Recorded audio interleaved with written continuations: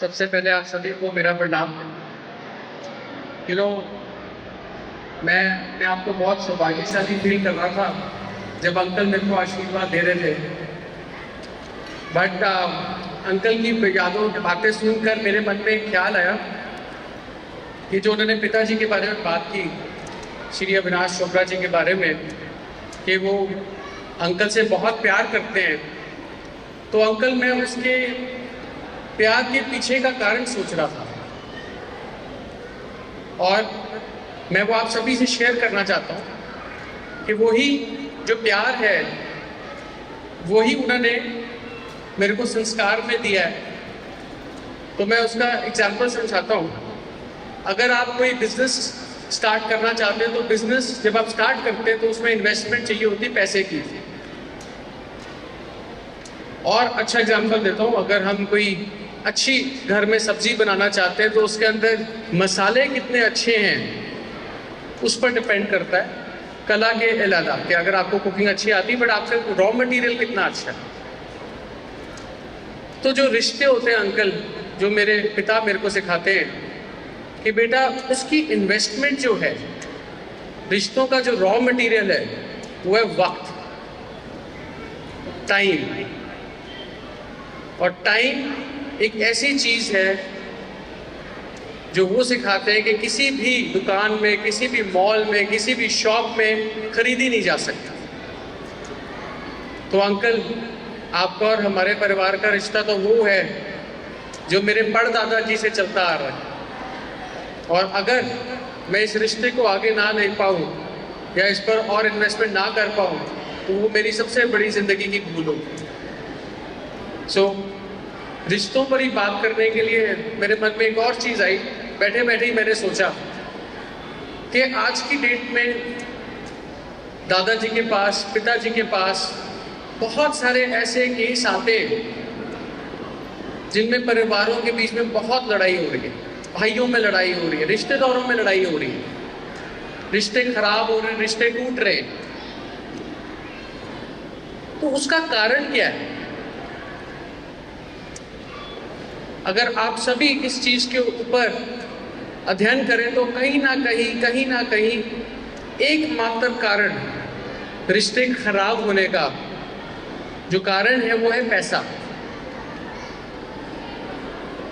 जब एक घर में 2 भाई हैं, 3 भाई हैं, 3 भाई जो सारी उम्र उन्होंने लगा दी, 40 साल लगा दिए, 40 साल का टाइम का इन्वेस्टमेंट कर दिया, वो मात्र 5 सालों में, 2 साल में, 5 महीने में टूट जा रहा है।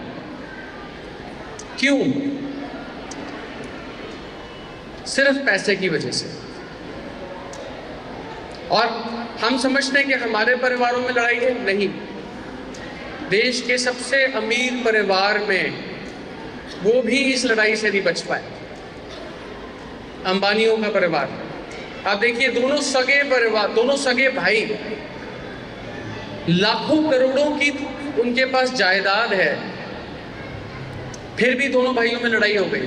किस बात के लिए? पैसे के लिए। क्योंकि कोई इस बात को नहीं समझ पा रहा कि रिश्ते के अंदर पैसे की इन्वेस्टमेंट नहीं है, रिश्ते के अंदर वक्त की इन्वेस्टमेंट है, टाइम की इन्वेस्टमेंट है। मैं यूएस में मेरी पढ़ाई हुई है 4 साल। वहाँ पर मैंने एक बड़ी अच्छी चीज़ देखी कि जब बच्चा 18 साल का होता है, हर परिवार कितना अमीर भी क्यों ना हो, 18 साल की उम्र में वो अपने बच्चों को घर से बाहर निकाल देते हैं। फैमिली बिजनेस में, फैमिली वेल्थ में, फैमिली की रियल एस्टेट में बच्चों का कोई हक नहीं हो। क्योंकि अमेरिकन्स को एक बात की समझ है कि पैसे की वजह से भाइयों में लड़ाई हो जाएगी। तो हर बच्चे को वो कारगर बनाने के लिए 18 साल की उम्र में घर से बाहर धकेल देते हैं। अगर कोई भी बच्चा उनका बिजनेस स्टार्ट करना चाहता है तो वो उस बच्चे की कंपनी में इन्वेस्टमेंट करते, लोन के तौर पर उसको लोन देते कि बेटा मैं तेरी कंपनी में इन्वेस्टमेंट कर रहा हूँ अपने पैसे से, ये पैसा तेरा नहीं है, ये मेरा कमाया हुआ पैसा है, मैं तेरे को लोन दे रहा हूँ। जो तूने मेरे को वापस कमा कर चुकाना है। इस चक्कर में मैंने ऐसे 5 परिवार देखे हैं जहां पर 2-2 या 3-3 बच्चे थे। आज की डेट में हर परिवार के 5 से 6 अलग अलग बिजनेस हैं।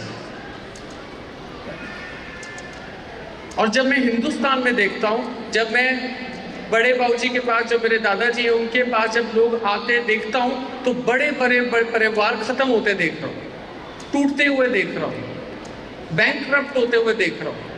क्यों? भाइयों की लड़ाई। तो एक ये ऐसी चीज मैंने 15 साल में देखी है, जब से मैंने बिजनेस ज्वाइन किया है, कि जो मर्जी हो जाए, I am talking out of pure experience, कि आप अपने बच्चों को किसी भी तरह का दिलासा मत दीजिए कि बेटा काका मेरे को 10 एकड़ की जमीन टेरी है। ਜਦੋਂ ਆਪਾਂ ਬੱਚਿਆਂ ਨੂੰ ਇਦਾਂ ਦੀਆਂ ਗੱਲਾਂ ਕਰਦੇ ਨੇ, ਉਹਨਾਂ ਦੇ ਮਨ 'ਚ ਪੈ ਜਾਂਦੀ ਗੱਲ ਕਿ ਉਹ ਪਿਓ ਕੋਲ ਬਥੇਰਾ ਪੈਸਾ ਹੈ, ਕੰਮ ਕਰਨ ਦੀ ਕੀ ਲੋੜ ਹੈ। एंड दिस एटीट्यूड जो आप बच्चों के मन में भर देते हो, ये एटीट्यूड नहीं भर रहे, ये आप एक ऐसी चीज उनके, ऐसी एक वैल्यू उनके मन में भर रहे हैं, जिस कारण से बच्चे जब 18 साल के हो जाते हैं, 20 साल के हो जाते हैं, 25 साल के हो जाते हैं, वो उस उम्र के होते हैं जब वो आपकी बात सुनना ही नहीं चाहते।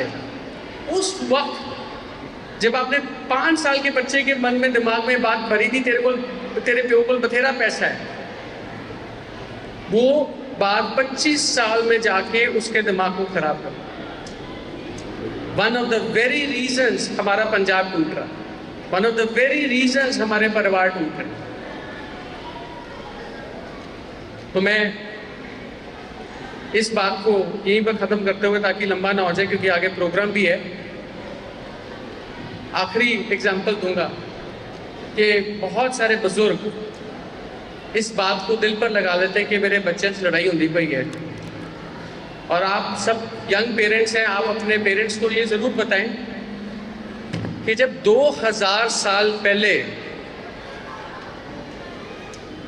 2000 साल पहले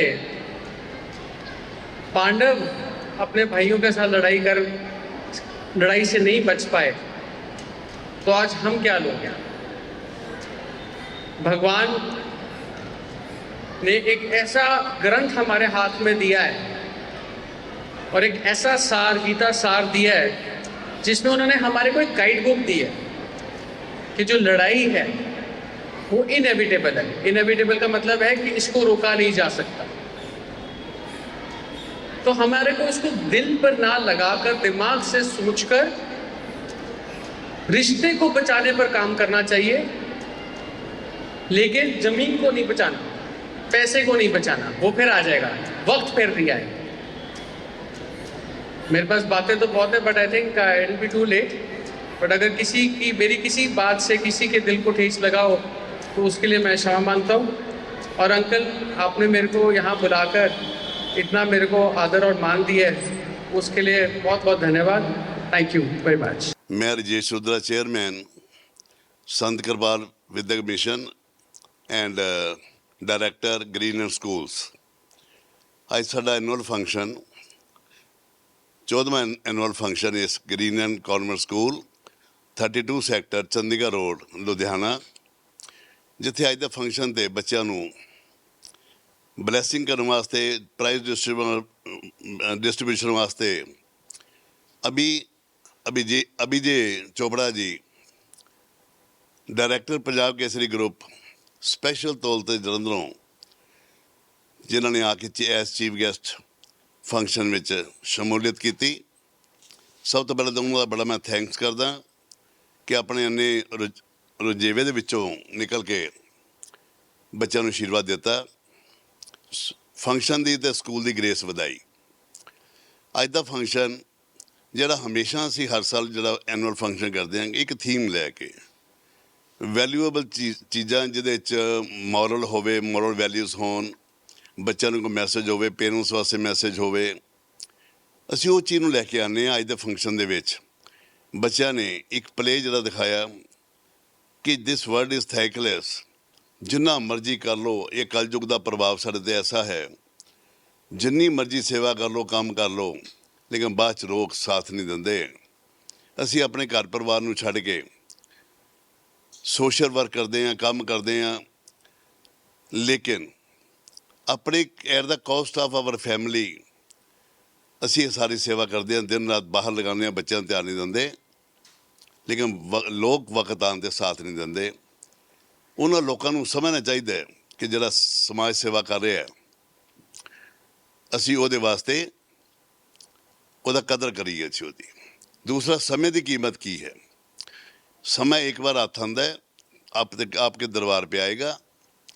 ਅਗਰ ਅਸੀਂ ਉਹਨੂੰ ਕੈਚ ਨਹੀਂ ਕਰਦੇ, ਵੈਲਕਮ ਨਹੀਂ ਕਰਦੇ, ਤਾਂ ਸਮਾਂ ਅਸੀਂ ਕਿੱਕ ਮਾਰ ਕੇ ਜਾਂਦਾ ਹੈ, ਬੰਦੇ ਨੂੰ ਰੁਲਾ ਕੇ ਰੱਖ ਦਿੰਦਾ ਹੈ। ਸਮੇਂ ਦੀ ਕਦਰ ਕਰਨੀ ਚਾਹੀਦੀ ਹੈ। ਸ਼ਿਵਾਜੀ ਪ੍ਰਤਾਪ ਨੇ ਕਿਵੇਂ ਸਾਡੇ ਦੇਸ਼ ਵਾਸਤੇ ਕੁਰਬਾਨੀ ਦਿੱਤੀ, ਸ਼ਹਾਦਤ ਦਿੱਤੀ, ਅਸੀਂ ਉਹਨੂੰ ਇੱਕ ਵਨ ਐਕਟ ਪਲੇ ਦੇ ਥਰੂ ਇੱਕ ਮੈਸੇਜ ਦਿੱਤਾ। ਬੱਚਿਆਂ ਨੂੰ ਹਿਸਟਰੀ ਬਾਰੇ ਨੌਲੇਜ ਹੋਣੀ ਬਹੁਤ ਜ਼ਰੂਰੀ ਹੈ।